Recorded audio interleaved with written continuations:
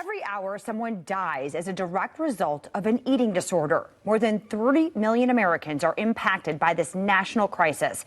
And the problem is getting worse, fueled by social media and societal pressures. It's impacting young and old, all demographics, and it needs to be part of a broader mental health conversation. Joanna Candle is the founder and CEO of the National Alliance for Eating Disorders. She's hoping to bring this issue more into the spotlight. Joanna, thank you so much for joining us this morning. Thank you so much for having me. Let's talk about this, eating disorders, and how big of a problem this is. I don't think people really understand the depth of what's going on. Yeah, in your intro, you talked about the magnitude of it. So in this country, 1 in 9 Americans will experience an eating disorder in their lifetime. So that is huge, which means that everyone knows someone who is struggling, has struggled, or will struggle. And eating disorders are not a disorder of choice or vanity. They are serious mental illness that are biologically based. They're brain illnesses that are exacerbated by the environment. Okay, and let's talk about your work, because I think part of what you do is really trying to dispel myths and assumptions that people might have about eating disorders. What do you want to share? Yeah, absolutely. I think we have this archaic stereotype of who develops eating disorders and what they look like, typically female identifying, younger, more wealthy, thin bodied. But eating disorders do not discriminate between age, gender, race, class, sexual identity, ability, neurodiversity, and body shape and size. In fact, of all of the people that are struggling with an eating disorder, less than 6% are in a very small body. And we see that every day on our helpline here at the Alliance, when about 40% of all of our calls are for males that are struggling with eating disorders. So I think the more that we talk about that eating disorders really can and do affect everyone, the more likely people will reach out for the help that they need and deserve.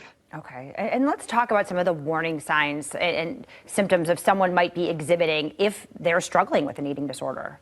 Yeah, absolutely. So there might be a change in weight. That's typically what people think. But, if there is a change in them socially, like they're very isolated, they're not coming to social situations, if they are increasing their exercise, if they're being very idiosyncratic about their eating, like they used to eat everything and now they're limiting the type of food, the amount of food, there's depression, anxiety, that's where you can really see that something may be going on. Or for example, like if they're hoarding food, if they're binging on food, they're using the restroom after eating. These are all signs to look out for. Okay, and so say someone is exhibiting these signs, someone you love, or maybe yourself, you're struggling with this. What can you do?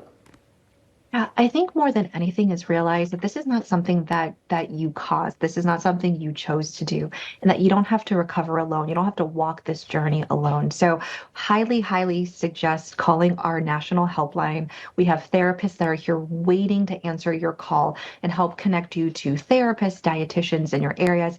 We also have free therapist-led support groups that are available virtually, so they're accessible for individuals all around the country. But more than anything, know that help is available and recovery is possible. Wow. And let's talk more about the Alliance, too. I mean, you just kind of went through a list of all of the things that you offer. Let's talk more about what you do. Yeah, so the National Alliance for Eating Disorders was founded 24 years ago. We are now the leading national nonprofit organization that helps with education, referrals, and support with eating disorders. I founded the organization over 2 decades ago after my personal struggle with my eating disorder, and I wanted to give back and pay it forward because I struggled in silence, and I never wanted anybody else to go through that journey alone. And so we're here to walk next to you and your loved ones that are supporting you through your journey to recovery, through our helpline, through our support groups, and through really important education so individuals can get the help and the support that they need. Wonderful. And is there anything else that we can do to help support your mission and what you're doing every day?